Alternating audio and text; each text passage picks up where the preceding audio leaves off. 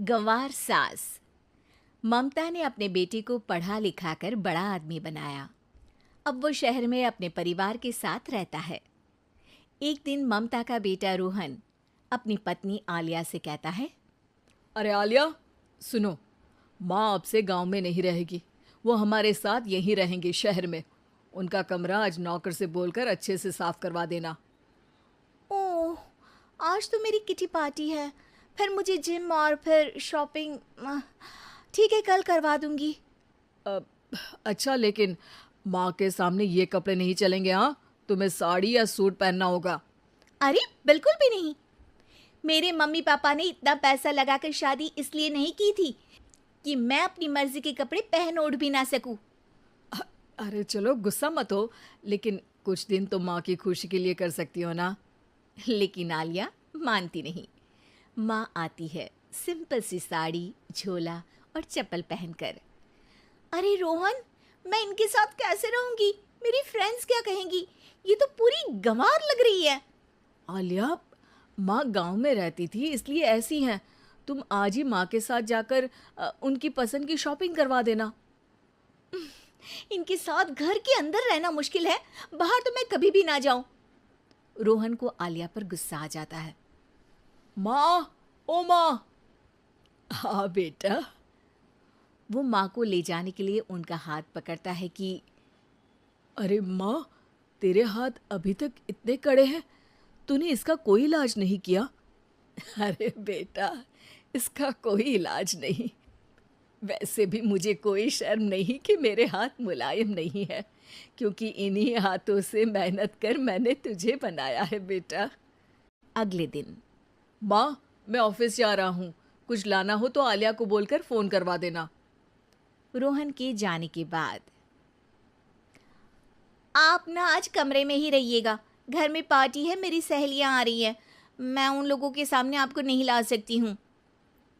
ठीक है बहू, लेकिन तुम कहो तो मैं कुछ खाने को बना दूँ तुम लोगों की पार्टी के लिए। वो लोग सिर्फ कॉन्टिनेंटल या थाई फूड ही खाते हैं। कोई बात नहीं, कभी इंडियन खिलाने वाला कोई मिला नहीं होगा ना। मैं बनाकर कमरे में चली जाऊंगी। जैसे आपकी मर्जी। आलिया के घर उसकी दोस्त आती हैं, पार्टी होती है। अरे वाह आलिया, ये क्या है खाने में? बड़ा ही स्वादिष्ट है यार, इसकी रेसिपी मुझे चाहिए। हाँ, और ये दाल, ओ माय गॉड, मैंने तो किसी 5 स्टार में भी ऐसी दाल नहीं खाई है यार। तू कुक को यहाँ बुलाना। अब आलिया घबरा जाती है। हाँ हाँ हाँ हाँ, क्यों नहीं। माँ जी ज़रा बाहर आइए। आलिया की सास सिंपल सी साड़ी और गांव के अंदाज में आती है। अरे बहू, क्या हुआ? खाना पसंद नहीं आया क्या? बहू?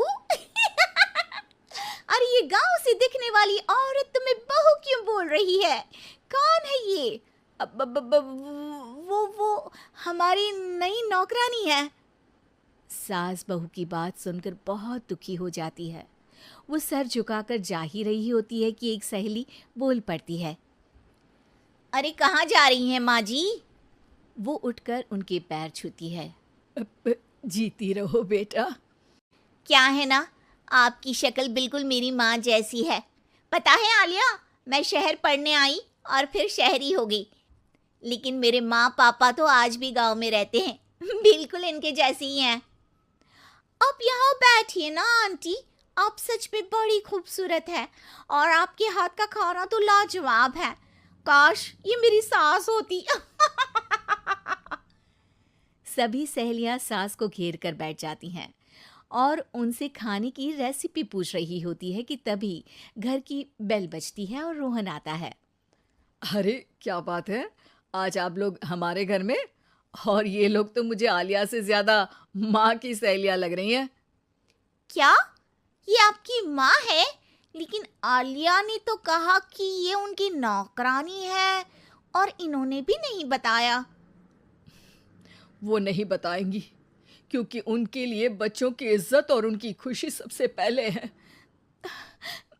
मुझे माफ कर दो, मुझे इन्हें तुम लोगों से मिलवाने में शर्म आ रही थी कि तुम लोग क्या कहती। अरे अब तो हमें शर्म आ रही है कि तुम हम लोगों की सहेली हो।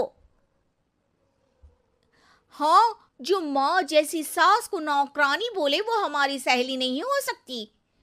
ये बोलकर सभी वहां से जाने लगती है कि सास बोलती है, आलिया की तरफ से मैं तुम लोगों से माफी मांगती हूँ।